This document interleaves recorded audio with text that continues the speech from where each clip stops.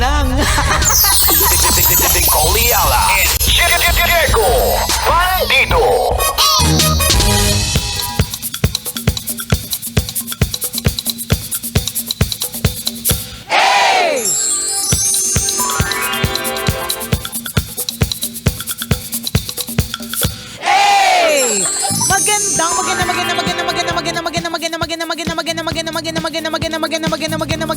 Magandang tanghali.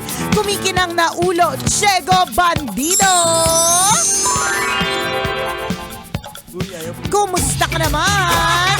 Are you okay? Diego!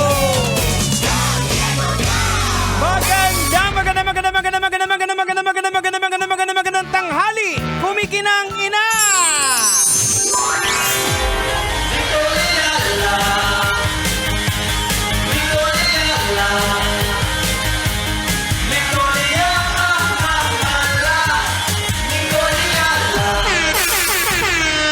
Dear Nicole Ayala and Diego Bandido.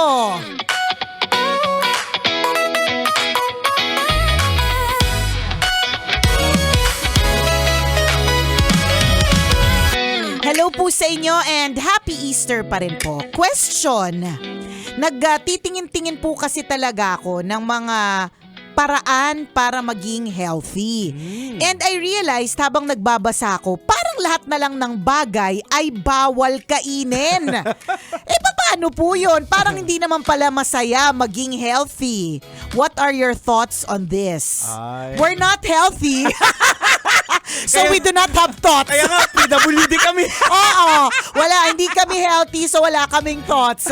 Ang sa akin lang, ang ramdam ko dyan na kabisyo, kung what works for you, yun lang siya. Kasi, kapag ka sinunod mo kasi lahat ng mga ginagawa, lahat ng mga bawal, lahat ng mga hindi pwede, talagang masistress ka kasi Correct. ano na lang ang kakainin, di ba? Tapos, iba-iba din kasi talaga tayo ng budget. Ayan. Iba-iba talaga tayo ng kultura. Iba-iba tayo ng sistema, dynamics, iba-iba. Saka yung health conditions natin, iba-iba. Iba-iba din. Meron yung iba, di ba, nagiging vegetarian, walang meat. Meron din naman yung iba, nagmi-meat, pero healthy din naman. Pero Correct. Yung tamang proseso. Iba-iba eh. Kasi merong mga iba na kaya sila nagpapapayat kasi ang paraan ng ginagawa nila is basta yung mga bumibili ng mga bagay-bagay na mga pa-healthy. Halatang walang masabi pa sa healthy products. Sige, Walang masabi. Walang masabi. Anong pa-healthy na products? Walang, kaya nga sabi ko pa-healthy na products. Baka lang may alam ka, Diego Bandido. Share mo naman yan, di ba? Pero may mga iba naman na pumapayat sila due to poverty. Di ba? Best diet din yan, Correct. poverty. Ayan. Kapag kulang. For example, kunyari, meron tayong kakilala, I think napag-usapan na natin to na gustuin man nila maging healthy, kaya lang, yung kondisyon, sitwasyon na meron sila, Correct. ay kaya lang makabili ng noodles. At ang noodles na yan, ay sasabawan pa ng matindi na good for maraming tao kasi yun lang din ang budget. Tama. So hindi natin masabi talaga Pero kung ikaw, kabisyo, dun sa nag-PM sa atin, total naman nagbabasa-basa ka, ang advice lang namin sa'yo, kung katiwa-tiwala kami, kasi parang hindi, kasi PWD nga kami. Ang ma-advise namin sa'yo is, what works for you? What works for your budget? Ano ba yung pasok sa lifestyle na Correct. meron ka? At higit sa lahat, kung talagang health concerns, medical practitioner Tama. talaga ang tatanungin. Huwag na kaming tatanungin. Wag kami na. Wasak nga kami. Huwag kami na hindi, wala Di ba? Tingnan mo, si Diego, kailangan mag-let go ng dugo. Ako, gustuin ko mag-donate ng dugo, nag-thyroid cancer, ba hindi naman pala pwede. Alam mo yun? So, hindi kami yung dapat at karapat dapat pagdating sa health. It has to be a medical practitioner na mag-guide sa'yo. Doon ka sa mga professional pagdating sa health. Kasi unang-una, for example, yung OMAD, pwedeng nag-work Ano sa yung amin. OMAD? O yung one meal a day. Oo. Pwede sa amin, nag-work namin, nakakayanin namin. Meron yung iba, yung ilang oras pa lang di makakain, nanginginig na. Correct. May mga ganun kasi sa condition nila, hindi na talaga nila kaya. Diba? So, iba-iba talaga siya Oo. Ngayon, huwag kang basta-bastang naniniwala maniniwala.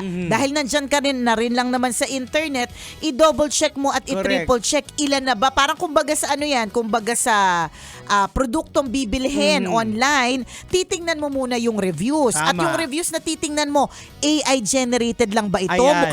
Mukhang galing sa trolls, galing sa taong, 'di ba, iilan Oho. o mukha talagang mga legit. Pwede mo munang i-check, Tama. double check. Yun lang yung pwede namin ma-advise sa'yo Oo. kasi hindi ko nga alam kung ano yung mga healthy products, 'di ba? Wala akong masabi. Pero at least lang yung make sure na ang fina-follow mo na health guru talagang expert tungkol diyan at hindi lang content creator na natutunan ang ganitong klaseng bagay. Kasi kailangan, pag health po, mahirap yan. Huwag ka maniniwala sa mga basta-bastang ituturok, papayat. Ayan. Kailangan yan, may guidance. Tsaka tandaan mo, kahit AI, yung natutunan namin, naghahalucinate. Correct. Ano ibig Diba? sabihin ng hallucinate? Hindi niya pa rin alam ang lahat. Dilulu. Correct. Nagdedelulu yan. Hindi lahat ng mga sinasabi dyan ay actually Oo. totoo. Kaya you have to double check. Kaya nga nagulat kami nung sinabi ni Sir Art na si AI kuminsan may time na talagang Hallucinate talaga siya. Magbibigay siya ng kunyari facts, parang nag-iimbento. Correct. May Diba? ganun siya. So Kaya double check, correct. importante. At sa internet, pwede kasing hindi totoo ang isang article na Yes, mabasa mo. oo. So kailangan mag-double check, mag-fact check. Tama. Yang AI na yan na naalala ko yung kaibigan ko, inintroduce ko yan sa sabi ko, lawyer yun eh. Sabi ko na-try mo na ba to? I mean, is this something na pwede mong gamitin sa sa mga cases, sa mga ganyan, eklavu. Sabi niya, hindi pa, pero sige, subukan ko. Nung nagkita kami ulit, sabi niya, naku, hindi na ako gagamit ng ChatGPT na yan, sabi niya. Sabi ko, bakit? Sabi niya, kasi parang nag-input ako doon ng information. Basta iba yung nilabas niya tungkol sa kaso. Ibang-iba sa nasa saligang batas. Parang ganon. So, ang natutunan ko doon is that hindi ka magre-rely sa iisang article, Correct. iisang AI tool, sa iisang babasahin, sa iisang video. Hindi. Nako- Double check and fact check. Nako, baka hindi tama yung prompt na Oo nagawa nga, ni correct. attorney. Baka, di ba? Kaya yung ibang law ang kinapture. Ayoko naman siyang judge kasi yon. Ayoko naman siyang i-judge. Kasi siya talaga yung judge.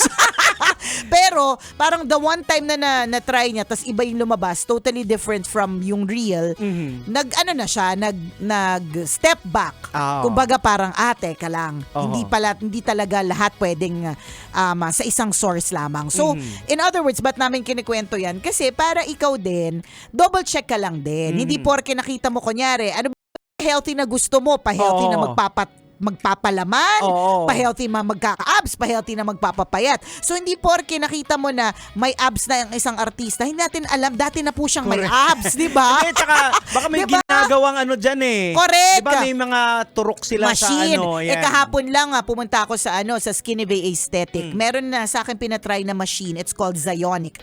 So, itong Zionic na ito, kumbaga in 30 minutes, in other words, in 30 minutes, yung pagka-bloated ko na turn into ano na siya, parang fats tinunaw niya. tinunaw so, yung fats. Iihi mo yun. Iihi mo, 'di ba? Yung mga ganon. Oo. Tapos yung parang 3 steps siya, yung pangatlong step contouring na. So kung Yung wala na shape talaga, na. correct, kung wala naman na talaga akong fats tapos nagko-contour, yung abs pwede na po siyang magawa Correct. ng nakahiga. Tama. Meron ding isang procedure doon called embody. Isipin mo, nakahiga ka lang, pwede kang magkaroon ng muscle.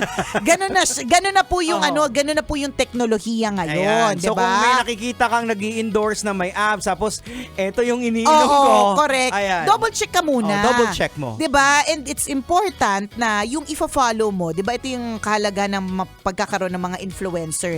Yung mag-i-influence sa buhay mo, actual na Correct. katiwa-tiwala. Hindi yung sikat lang. Pero syempre, ang mga sikat kasi, kaya di naman sila kinukuha. Kasi alam naman din nila na, magbuting influence din naman Correct. sila sa mga tao. Ganyan. Basta, in other words, double check. Huwag maniniwala sa isang article. At saka yung sa sinasabi mo na mahirap maging healthy, mahirap talaga.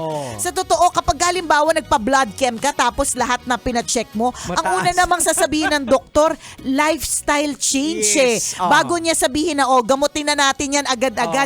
Una munang, try muna natin 1 month ha. Magbawas sa ganito, magbawas sa ganyan, 'di ba? And I feel like siguro based on experience din, hindi naman kailangan biglain. Correct. Gradual po yan. Tama. Kasi habit yan that you have to form. Paunti-unti. Akala mo advice. Akala mo hindi, PWD. Nakakalurke. Akala mo hindi kumakain ng chichirya. Akala mo hindi nagpa-microwave ng popcorn bago pumasok sa booth. Diba? So, yan. Kunyari yan, pagdating sa health, do you follow yung yung mga tulad namin ni Diego? Pwedeng oo. Ang mapipick up mo sa amin ay yung mga mali yung ginawa na wag mo nang gagawin. Correct. Oo. 'Di ba? Para hindi ka din maging PWD. Yung mga Ayan. ganon. So gaya nga nagsabi ni Nicole, 'di ba? Gradual, paunti-unti, dapat may baby steps. Tama. Hindi yung agad-agad ito yung gagawin mo kasi masashock din yung katawan Correct mo. ka. So unti-unti din halimbawa, bawas lang ng Kanin muna. Correct ka. Instead Kasi na habang tumatagal nag-i-evolve ka rin din nag-adjust din naman yung katawan mo Oo. So kunyari dati 1 cup of rice. Ayan. 'Di ba? Kalahatiin mo lang, Oo. 'di So ba? basic muna, pag tumagal na, mag-a-advance yan eh. True. Maghahanap, parang running, nagsisimula ka sa 3K. Correct. Hanggang Parang sa bibitin ka eventually, na. Oo. nagulat ka, Oo. nagmamarathon ka Ayan. na, Ironman. Correct. 'Di ba? Oo. O kaya next time audition ka na bilang Avenger, 'di ba? Oo. Pero nag-umpisa ka. Nag-umpisa ka sa baby step. Tama. 'Di ba? Na Oo. nag-try ka maglakad Sinimulan sa mo yung basic. Correct. Oo. So ganun muna kasi nakaka-overwhelm talagang information. Yun yung I guess na feeling ko dahilan kung bakit parang nalulurky itong Oo. nag-message sa atin kasi ang dami masyado ang information Ayan. po pag nag-overload po talaga sa utak natin, hindi po talaga ito nakakabuti. Doon ka sa what works for you. Correct. Yun ang pinaka-importante. Tama. Hindi mo pwedeng halimbawa, gusto mo yung ginagawa ng isang idol mo, iniidolo mo na Oo. sexy talaga.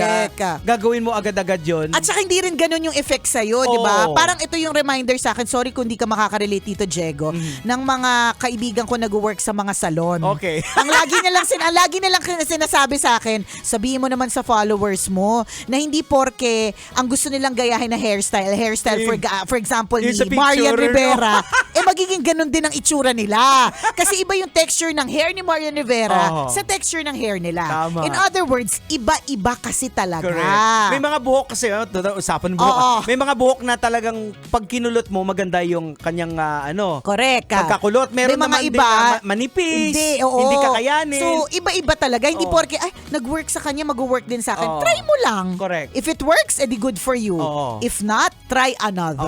Hanap ka iba. Oo, ganun lang yon ha. Good luck sa iyong bongacious na Oo. health journey. Ang pinakamahalaga, you want to start Yan. it. Gusto Yun. mong umpisahan. Correct. Kasama niyo pa rin po ang tabalang kumikinang. Ako pong kumikinang ulo, Diego Bandido. At akong kumikinang ina mo, Nicole Liala. Kailangan pa bang i-memorize yan? Basics!